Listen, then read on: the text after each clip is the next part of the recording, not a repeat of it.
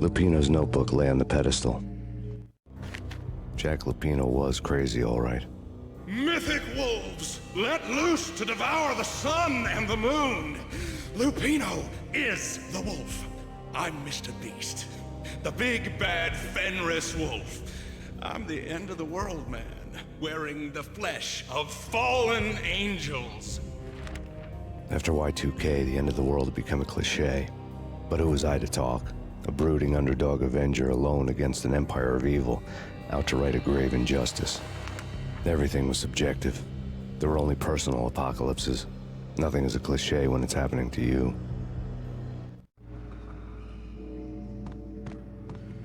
The flesh of fallen angels! Come to me all! Astaroth, Beelzebub, Asmodeus, Baphomet, Lucifer, Loki, Satan, Cthulhu, Lilith, Ella! Blood to you all! Secret, living under the skin of reality. I've seen it. The corruption of flesh. Ow! I'm the wolf, yeah! I am the wolf! It's close. It's coming. You have come. A witness to the end of time. It's now! I will rise to her side! I don't need the words! I'm beyond the words!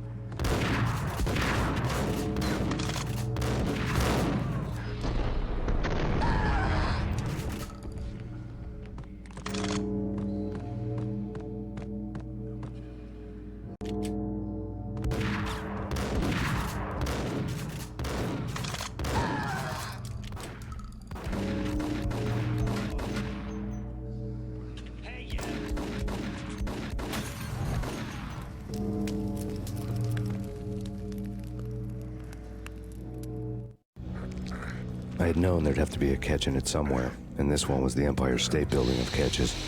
Lupino was pumped up and dying to go 15 rounds with a mutant alligator. And then he started this spooky monkey talk, straight from a bad dream. Mine. I have tasted the flesh of fallen angels. I've tasted the devil's green blood. It runs in my veins. I've seen beyond a world of skin, the architecture of blood and bow and arrow. Death is coming! She is coming, and hell follows with her. This is the twilight winter. I am ready to be her son. Her time is now, and all who stand in her way must die!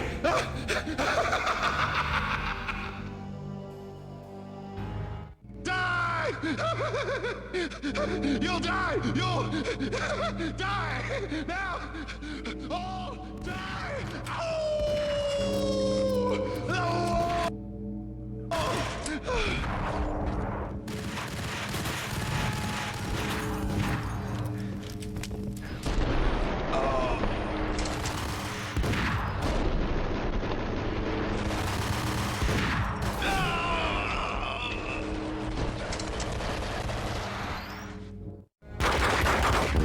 finally went down, I wanted to make real sure he'd stay that way. V was a bad monster. Turned them into friggin' zombie demons from outer space.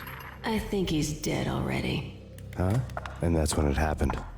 But dead or not, you've got the wrong guy. In stepped this knockout femme fatale holding a gun to my face.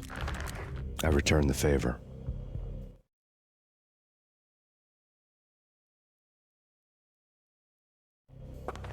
Lisa Punchinello. Lisa Punchinello was the Don's wife. Mona Sachs. Lisa's evil twin. Your safety's off, evil twin. You might hurt someone with that gun of yours. Lisa's the damsel in distress. I'm the professional. I'd blow you away without batting an eye. Sure, and you can check out my credentials splattered all over this joint. Jack couldn't have framed you. Not the state he was in. We're after the same slime bag. Angelo Punchinello's the one who murdered your friend and framed you with it. You know this for a fact? I've got my sources. I don't have a clue these days. I just shoot them as they come. Who put a contract on the Archfiend? This one's mine. I hate the guts of that sadistic wife-beater. Why not pool our bullets for this one? I thought you'd never ask. My finger was starting to twitch. How do you like your whiskey? I'm easy, as long as you don't try to slip me a Mickey. You're a real angel, Max. It was good stuff. Tasted sweet as honey going down. Nothing personal. Can't risk you going berserk and getting Lisa killed.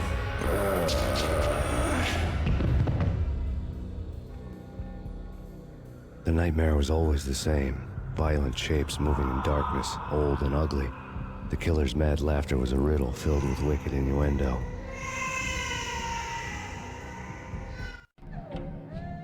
Somewhere, the baby was crying.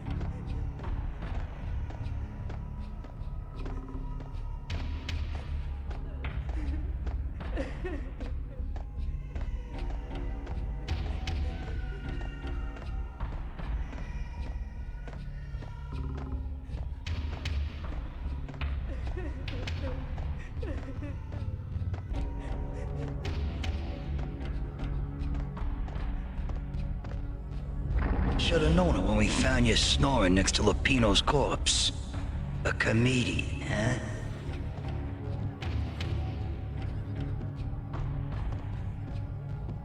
Michelle looked at me from the photo. The Payne family. Happiness captured in a Polaroid moment. I had thought it would last forever, till death do us part. I didn't want to think about it. As long as I didn't, it could never happen. But I had broken my own rule. The thought had already slipped in. Fear was rusty needles poking at my brain. Cold and scaly, it slithered down my chest.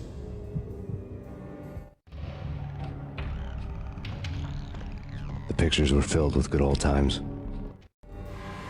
Alex and I had a few moments of glory between us. Crime-fighting comrades, the best in NYPD DEA collaborative team. Good-hearted macho bullshit like that. I would have given anything to have him here as my backup.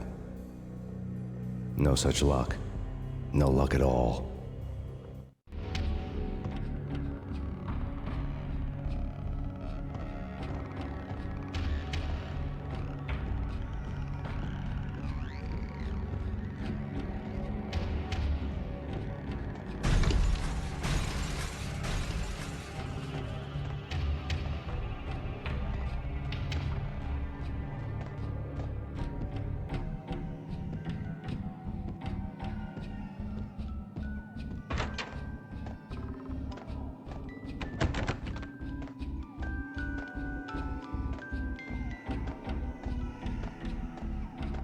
I really love to watch cartoons. Captain Baseball Bat Boy's my favorite.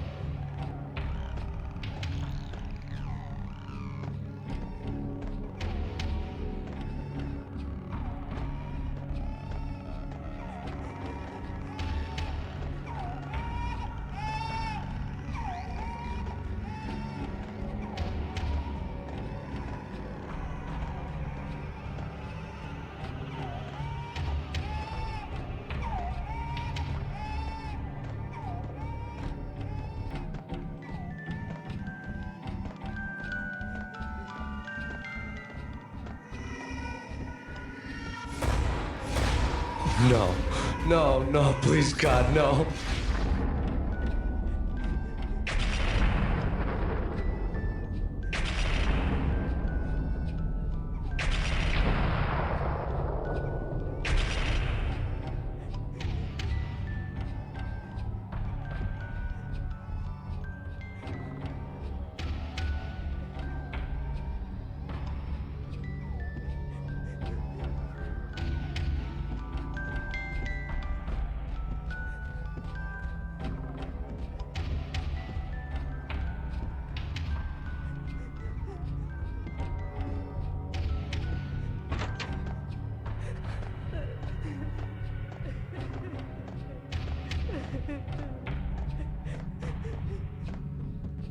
Slice 'em, dice 'em, shoot 'em full of holes, blow 'em to bits, vaporize 'em, disintegrate 'em.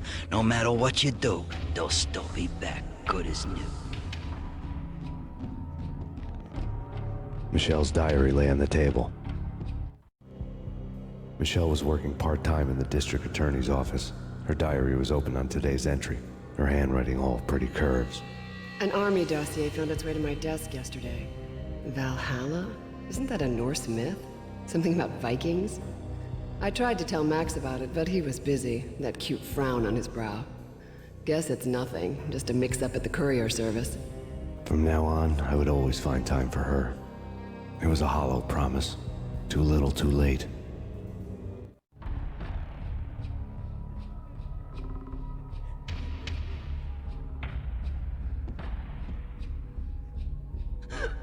Max, no, please, Max. Why? I didn't mean to. I'm sorry.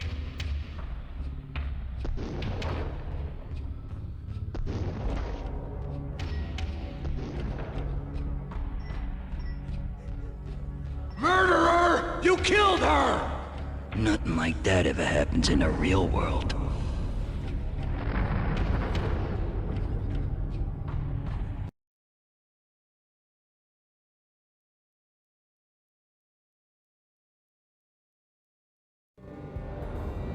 I woke up in a bad dream.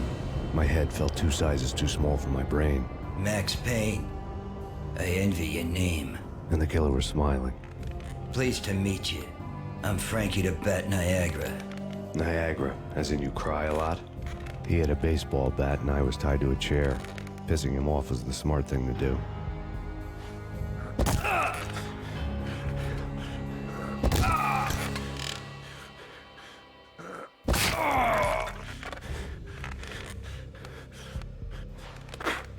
Nothing wrong with a little laugh now and then. Take me, for example. I love to watch cartoons. Cartoon violence is a fascinating thing. Let's take a break. I need to take a leak and maybe grab a cold one at the bar. Don't worry. I'll be back to finish this off. And then, it's checkout time. You play, you pay, you bastard. He swaggered out, and the door clanged shut behind him, locks clicking into place. Everyone makes mistakes. Mine hadn't been to crack jokes about the goon with the bat. He'd have cracked my skull regardless. It hadn't even been to trust a girl with a gun.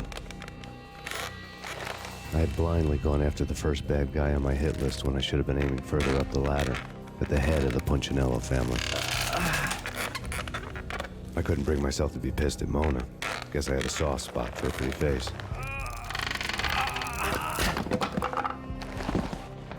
But when somebody decides to play baseball with your head, you tend to get sore. They had dragged me back to the basement of Lupino's hotel. I was beaten, bruised, and blue. I felt like the chair I had broken to get free.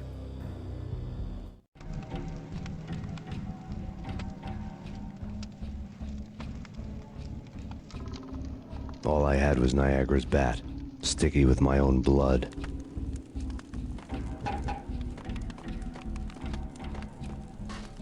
Without a gun, I'd be no match for Frankie's men. I'd have to play hide and seek with them.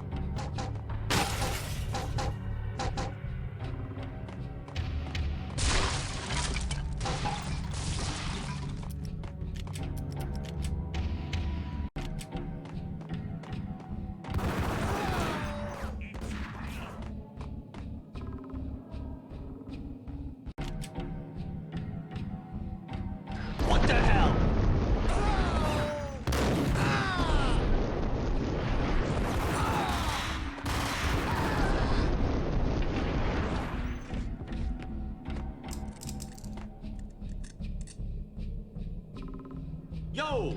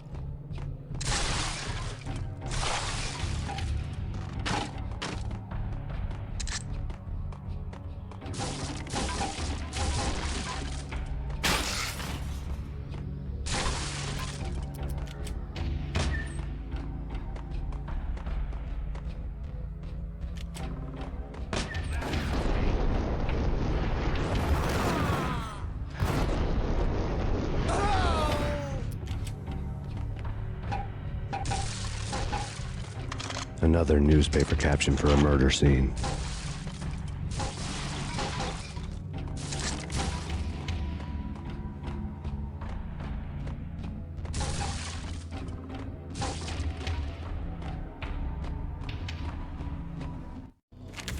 Frankie had left his calling card, a Captain Baseball bat boy strip, next to a sewer passage filled with bodies. You'd better not mess with Captain Baseball Bat Boy. Even my archenemy, Bicycle Helmet Girl, swoons at the sight of me. Aha! There were enough corpses to put a mass murderer to shame.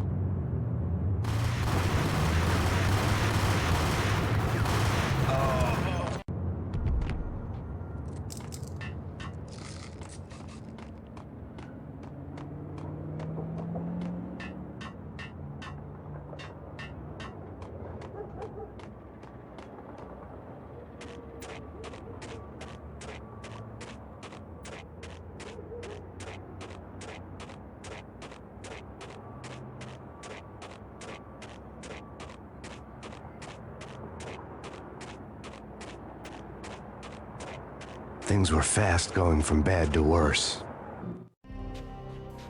The men in blue had come and gone. They had decorated the place with chalk outlines and tied it together with yellow tape. The cops who had stayed behind were dead. Frankie, his boys, and I had the place all for ourselves.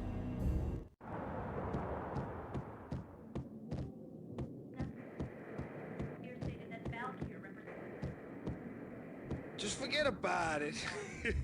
Just forget about it. Hey, just forget about it. That crazy witch, you should have heard her. She was a real scream when the boys caught her trying to cap the Don. Oh, that's friggin' bad. To the trio? That's even worse than what Frankie's doing to that poor bastard downstairs. She's gonna take a long time to die. The mobster muscle on the phone was talking about Mona. Punchinello's trio were nothing but bad news. There he is.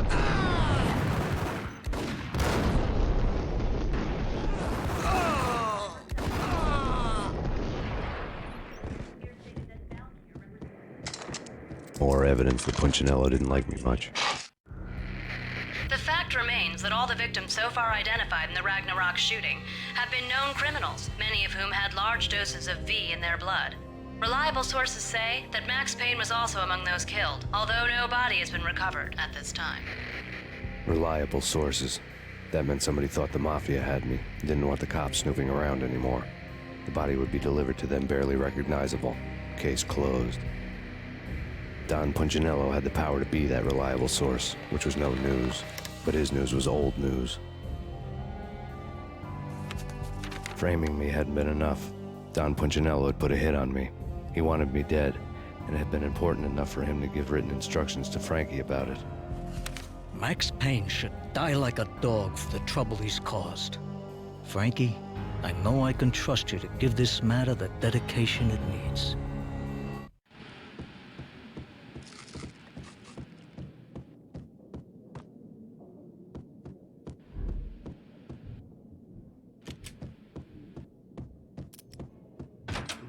Yo!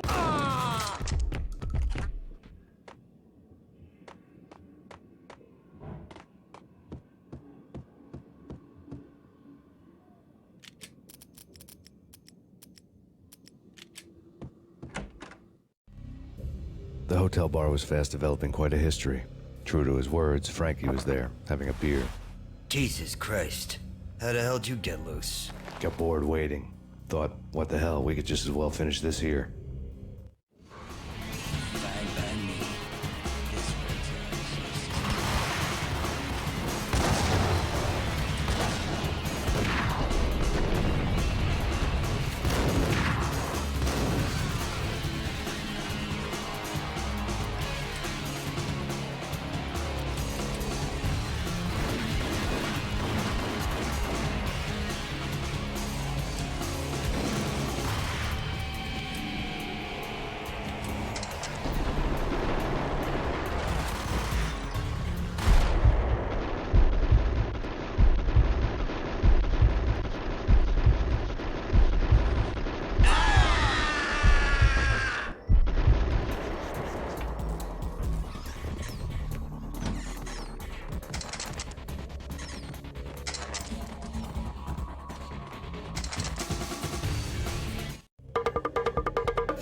Thank you. You've been a lovely aunt.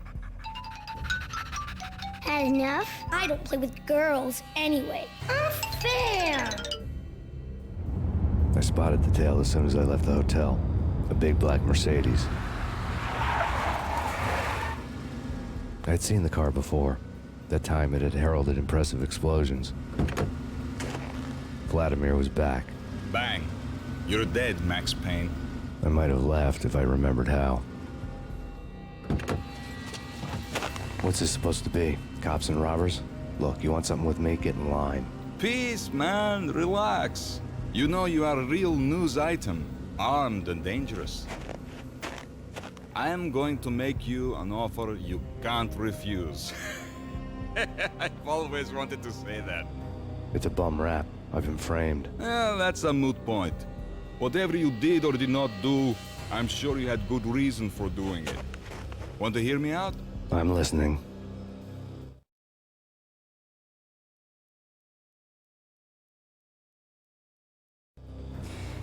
Punchinello messing with V is bad for business all around. But that's not all. There is this guy, Boris Stein, used to pull jobs for me. He's the captain of the cargo ship Charon. Now the bastard turncoat has gone over to the other side, Punchinello's. The ship's loaded with high-res hardware, guns, my business. If Punchinello gets hold of that cargo, he's won and I have lost. And you'll have your work cut out for you. If you want to get to Punchinello, you will need heavy-duty persuaders. I am just the man to get them for you. Change the ship back under my flag, maybe pop 2 in the traitor Dime's head while you're at it. You'll get enough guns to start the apocalypse. You in or out? Let's get this show on the road. Vladimir was one of those old-time bad guys with honor and morals, which made him almost one of the good guys. None of us was a saint. The Brooklyn riverfront was a maze of rusty containers, sharp-boned cranes looming up from the snowstorm. On a night like this, you couldn't help but think of the dark army of dead men sleeping with the fishes, cement shoes in line. No Minotaur lurked in this labyrinth, but somewhere out there, on the clanking deck of his cargo freighter, the skipper of the Chiron was waiting, like the ferryman of the river Styx.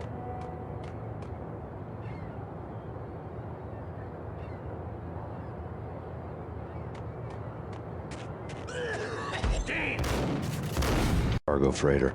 The skipper of the Chiron was waiting, like the ferryman of the river Styx.